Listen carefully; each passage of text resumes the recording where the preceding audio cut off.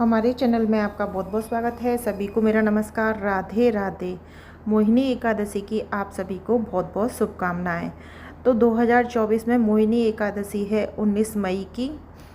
मोहिनी एकादशी का व्रत करने वालों के पाप का नाश, पुण्य का उदय, शरीर और मन की शुद्धि होती है। तो मोहिनी एकादशी के दिन किस तरीके से पूजा की जाती है वह हम इस वीडियो में जानेंगे। मोहिनी एकादशी के दिन लड्डू गोपाल का मोहिनी रूप में श्रृंगार किया जाता है। अगर आप श्रृंगार नहीं कर सकते तो आप सादा चुन्नी उड़ाकर भी यह पूजा कर सकते हैं। तो आइए पूजा शुरू करते हैं। सबसे पहले तो देखिए, बैसाख माह में पड़ने वाली एकादशी है और विष्णु भगवान को एकादशी विशेष प्रिय होती है और विष्णु भगवान का ही रूप हमारे लड्डू गोपाल होते हैं। तो यहाँ चंदन से सबसे पहले हम सुवासिक बना लेंगे। सबसे पहले आप सुवासिक बनाएं और सबसे पहले हम कराएंगे लड्डू गोपाल को स्नान। अगर आपके यहाँ भगवान विष्णु का कोई विग्रह है या फिर आपके यहाँ तस्वीर है तो उसे भी पूजा में शामिल करें। और देखिए, मेरे पास बहुत ही छोटे से भगवान विष्णु और माता लक्ष्मी है तो उनको भी मैं स्नान कराऊंगी। तो यहाँ पर मैंने सबसे पहले एक तुलसी पात्र रख लिया है। इसके बाद आज के दिन आप सादा स्नान ना कराएं तो या तो देखिए आप कच्चे दूध से स्नान कराएं या आप पंचामृत से स्नान कराएं, और अगर दोनों में से कुछ भी नहीं हो पा रहा तो आप सादा जल में फूल पत्ती डालकर आज के दिन भगवान को स्नान कराएं। तो यहाँ सबसे पहले हम कच्चे दूध दही से स्नान करा रहे हैं। इसके बाद देखिए, मैंने सादा जल में कुछ फूल पत्तियाँ डाल ली हैं। अब मैं उनसे स्नान करा रही हूँ। ये मेरे पास छोटे से भगवान विष्णु माता लक्ष्मी है। अगर आपके पास हैं तो ठीक है, नहीं आप लड्डू गोपाल की भी पूजा कर सकते हैं। तो यहाँ पर हमारा हो चुका है स्नान। इसके बाद देखिए, अब मैं इनको अच्छे से टॉवल में पोंछ लूँगी। एकादशी के दिन पीले कपड़े का विशेष महत्व होता है। अगर आप आज के दिन पीला कपड़ा ठाकुर जी को पहनाएं तो बहुत अच्छी बात है। इसके अलावा नहीं, आपके पास जो भी है आप वह पहना सकती हैं। तो यहाँ मैं भगवान विष्णु और माता लक्ष्मी को फिर लड्डू गोपाल को भी टॉवल में पोंछ लूँगी। तो देखिए, यहाँ पर मेरे पास एक पीले कलर का पटका है तो मैं थोड़े से फूलों का आसन देके भगवान विष्णु और माता लक्ष्मी को विराजमान कर दूंगी। अब यहाँ पर मैं इनको पीले कलर का पटका पहना दूंगी। इसके बाद आज के दिन जो लड्डू गोपाल का श्रृंगार होता है वो मोहिनी रूप में होता है। ज़्यादातर हर घरों में मोहिनी रूप में ही श्रृंगार किया जाता है। यहाँ मैंने पीले कलर के वस्त्र पहनाए हैं। अब देखिए, मैं मोहिनी रूप में श्रृंगार करूँगी। तो आपके पास जो भी सेट वगैरह हैं वह आप पहना लें। यहाँ पर मेरे पास एक छोटा है, फिर उसके पास एक बड़ा है। इस तरीके से मैंने दोनों सेट पहना लिए हैं। हाथों में हम लड्डू गोपाल को कंगन पहना देंगे। देखिए, यह अच्छी बात है कि आप मोहिनी एकादशी के दिन लड्डू गोपाल का मोहिनी रूप में श्रृंगार करना है।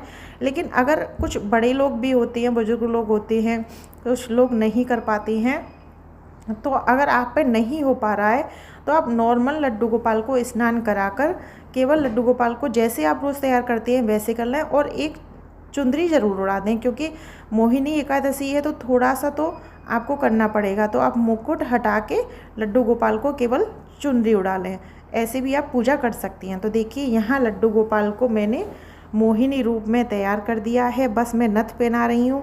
उसके बाद आप मुझे श्रृंगार कमेंट बॉक्स में बताना आपको कैसा लगा। तो यहाँ पहनाएंगे हम छोटी सी नथ और यहाँ इनको दुपट्टा पहना देती हूँ। अब मैं लगाऊंगी चंद्रिका।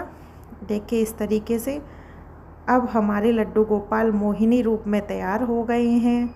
कितने सुंदर लग रहे हैं। अब इनको भी हम फूलों का आसन देकर विराजमान कर लेंगे। तो देखिए, एकादशी की पूजा होती है, वैसे आपको पता होगा जितनी भी पूजा होती हैं उसमें गणेश जी की पूजा ज़रूर होती है। तो यहाँ अब हम पूजा शुरू करने से पहले यहाँ गणेश जी को भी विराजमान कर लेंगे। तो यहाँ मैंने फूलों का आसन देके गणेश जी को भी विराजमान कर लिया है। जो मोहिनी रूप में श्रृंगार होता है तो आपने देखा होगा कि हाथ में अमृत का एक कलश पकड़ाया जाता है। तो यहाँ मैंने एक लिया है छोटा सा कलश और लड्डू गोपाल के हाथ में पकड़ा दिया है। अब हम सभी का चंदन से टीका करेंगे। विष्णु भगवान को चंदन विशेष प्रिय है, लड्डू गोपाल को तो सबको चंदन से टीका करेंगे और गणेश जी का हम रोली से टीका करेंगे। तो देखिए, आज के दिन आपको टीका करने के बाद चावल नहीं चढ़ाने हैं। अगर आप चढ़ाना चाहती हैं तो थोड़े से तिल या फूल चढ़ा सकती हैं। अब मैं यहाँ एक लोटिया में जल रखूँगी ठाकुर जी के पीने के लिए और उसमें तुलसी दल डाल दूँगी। तो अब देखिए, यहाँ आपके पास जो भी फूल हैं, यहाँ मेरे पास बेला है। बेला का तो विशेष महत्व होता है बैसाख के महीने में। अगर आपके पास है, नहीं तो आप गेंदा के, गुलाब के, कोई भी फूल चढ़ा सकती हैं। तो यहाँ मैंने बेला की छोटी छोटी सी माला ली है ठाकुर जी के लिए। तो यहाँ मैं सभी को एक एक करके माला पहना दूँगी।